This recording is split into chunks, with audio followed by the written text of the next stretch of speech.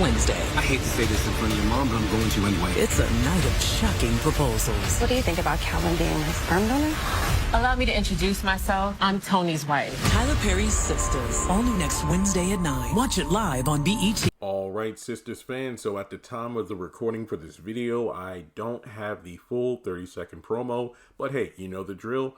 When they eventually drop it, which I hope is sooner than next Wednesday, I'll do a follow-up video if there's any notable dialogue or scenes that were not in the 12-second promo you just saw, or the end credit promo at the end of this last episode. So this is for season 7, episode 15, entitled Love Means Never Having to Say You're Sorry. Andy and Hayden make a shocking discovery on the Marie Willis case. Danny seeks advice on how to best apologize to Tony, which to me is kind of odd because what exactly does she have to apologize for? I honestly feel like a lot of fans do when Tony gave some sort of apology or attempt to do so. I don't know. He could have just kept that weak ass apology and that sad little flower and went on about his business because Danny ain't had time for it. So I'm interested to see what's going on with that. But speaking of Tony, wow, his alleged ex-wife introduces herself to Danny as his wife. And this happens in the midst of Tony and Danny getting a little frisky with each other in his office. So I want to point this out. So first of all, please forgive me. I tried 3 different times to try to decipher what was being said. Now, during the end credit promo, Danny is actually over at Zach and Fatima. So it's kind of cool because it seems like she's going over there to get advice. So I think that's interesting because typically when a person wants a no-nonsense, truthful answer, they'll go to Danny. But in this case, Danny's going to someone to get sincere advice of how to apologize. So I think that's pretty interesting. And of course, her going to Zach and by combination Fatima, I like the dynamic there. It's kind of like Danny's way of saying, so y'all got any room for me over on Zatima? But yeah, sorry. I tried on my iPod, on my computer, and on my television, but for the life of me, I could not get what Zach was saying to Danny. I think he said something to the effect of, I heard you were with some dude at the airport, and Danny said something, and Zach said, really? Folks, if you heard it, maybe I didn't... Captions didn't catch it either, but if you could decipher what was being said, please let me know. And if it's noteworthy enough, then I'll do a follow-up video. But we go over to Andy and Hayden. So first of all, picking up where we left off, Jordan is confronting Ethan like, what the hell were you doing with that picture of me and Andy? And Ethan is still going to be around for a while, so he must come up with some sort of excuse to get Jordan off of his back, which I think is pretty stupid for Ethan to have done what he did. It's like, you don't want to wait at least a few minutes, hear somebody's car crank up to confirm that the guys had left for the gym, I think, to go for a workout. I mean, the moment they close the door, you hop on the phone with Hudson, and it's like, really, man? You're not even going to look out the window before putting the device? It's just weird. So from there, we have Andy and Jordan talking, and Andy's like, hey, you're not going to kiss your girlfriend hello? And then Jordan gives her a weak ass kiss, and then she's like, oh, wow. So over at the law firm, there's a meeting with Marie, Hayden, and Andy, and she's saying, let's consider it an addendum for your report. And I had to Google what that word meant, and it actually makes a lot of sense. So based on the definition, I think the context of what happens here leads to Hayden being ticked off. So I believe Hayden presents Marie with some very solid paperwork in terms of how the divorce can best go in her favor. But according to the definition of an addendum, it's an item of additional material added at the end of a book or document, typically in order to correct, clarify, or supplement something. So basically, it's almost like Andy one-ups Hayden. It's like, hey, I have this great contract in order for your divorce to go in your favor. But then Andy's adding the icing on the cake. It's like, well, hey, here's an extra. Here's like a warranty. You know, like whenever you buy something sometimes they say, hey, would you like to add a $5 warranty for 2 years in case something happens? So I feel like it's the extra protection that's going to make Marie kind of raise her eyebrows. And Andy's like, oh, you're more capable than I thought. And then that leads to Hayden going over to Gary's office saying, you're not going to believe what this bee pulled today. And Gary's like, who would that be? And then Hayden's like, Andy, who else? And I'm thinking, man, Gary's slipping. I mean, he could easily say, oh, I thought you meant Fatima for a second. Instead of, we got this whole thing with the Tamara thing going on in the background. And a lot of fans are wondering if Hayden's going to sniff out the cologne that Gary's wearing and put two and two together. That's the same smell that Tamara had. Unisex cologne my ass. But over at okay. Oh, wow. Ironically enough, the last two things to talk about here are the points that I really have a lot to say. And also, I really don't know exactly what the shocking thing that Hayden and Andy find out during the Marie Willis case.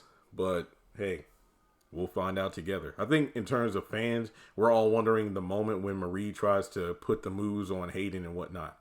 Okay, so let me talk about the Sabrina stuff first, and then I'll wrap things up in the video with Karen. And also, before closing out, make sure you take a moment to hit the thumbs up button to show you like the video. And please hit subscribe as well as the notification bell. That way you don't miss out whenever I post content on the channel. So, over at the bank, Sabrina, I believe, is just talking with Maurice about not having found a sperm donor yet, which is kind of the follow-up from this week's episode. And Maurice is like, I think I might have an option for you. And Sabrina's like, really?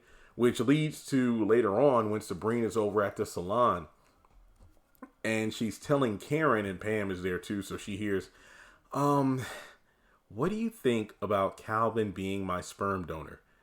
I don't know what's worse, the potential of Maurice being the one to bring it up or Sabrina even considering it, because this goes back to when Calvin was still in the show, and the number of times Calvin and Sabrina had a falling out about this or that, and then Maurice would speak for the family like, child, y'all keep going back and forth. We're tired. Either you want the man or you don't. And it's like, thank you. Can we please move on to something else?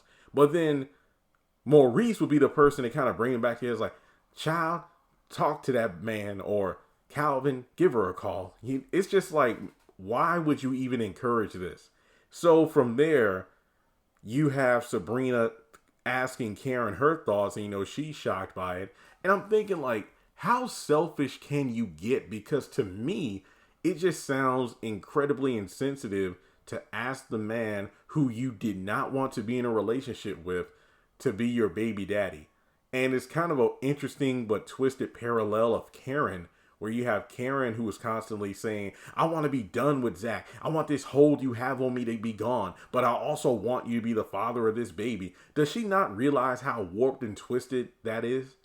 It's just weird to me that Calvin, who was a caring dude, even though, to be honest, way back in season 1, these two should have just called it quits and went their separate ways. But the story kept pushing it like they ought to be together. And like, no, they aren't really made for each other. These two are almost as incompatible as Sabrina and Rich in terms of their beliefs on kids. Calvin with his kinks was a huge detriment to Sabrina, as much as Rich not wanting kids is to her wanting to be a mother. So it's like, why are you even wasting your time entertaining the possibility of, oh, he'll come around? But no, it's just really messed up, because it goes back to how she treated Bio. She just uses people. It's like, I don't want to be with you, but I need your millions to help get my friend out of jail. Or I don't want to be with you, Calvin, but I need your sperm in order to be a mother. It's just, and the worst part is, Calvin has seemingly moved on. I mean, unless Maurice is like, well, yeah, Calvin, I talked with him, and that Snow Bunny, didn't last. They didn't really end things well. So, I mean, imagine on the flip chance, he and this white woman are still together. Why would he even Oh, man. This makes no sense. Like, fellas, imagine getting curved by a woman multiple times. A woman that you loved or liked or whatever. And then you finally decide to move on with your life and, find another woman. And then you two are off doing your thing. And then your former love interest out of the blue asks, hey, will you be the sperm donor so you can be my baby daddy? It's like, wait, what? So I wasn't good enough to be your man, but you want me to be the father of your child while I'm with someone else? Make it make sense. It's just stupid. But then again, this is a Sabrina storyline. So why am I not surprised? So from there, we have Aaron, who comes over to the salon with a dual stroller. And an interesting question fans keep bringing up is, why is Aaron constantly popping up with these things at the salon as opposed to at Karen's apartment? Is it just because he doesn't give a crap about who knows about the double baby daddy thing? Or what? I mean, honestly, doesn't matter. He's a willing, eager to participate baby daddy. So I can't fault him for that. But he's like, oh, this is a state of the art stroller. And I think my favorite part of these scenes in the trailers boil down to Miss Lisa's facial expressions. Like at first, she's just impressed by like, oh, wow, okay. Looking at the stroller, like, go ahead, Mr. Accountant. And then Karen just looks annoyed. And then in the other promo, Aaron's like, look, I hate to say this in front of your mom, but I'm going to say it anyway. Miss Lisa's face is like, wow, she probably's like, I couldn't have said it better myself. And Karen is just shocked, like, oh, snap. Aaron has a backbone again. I'm all for it. Shut her up. Tell her what's what. So he's probably going to say, like, I don't care who knows that I'm the father of your child. Because, well, this is what she gets for constantly saying, Zach is my baby daddy. And it's like, well, what's Aaron doing here with the stroller? Why are there two of them? So, hey, it is what it is, Karen. It is what it is. So, with that being said, that's all I have to say about the 2 teaser promos. And when the real one drops, I'll do a follow-up video if necessary. Make sure you check out my episode review. And with that being said, I will catch you all in the next video.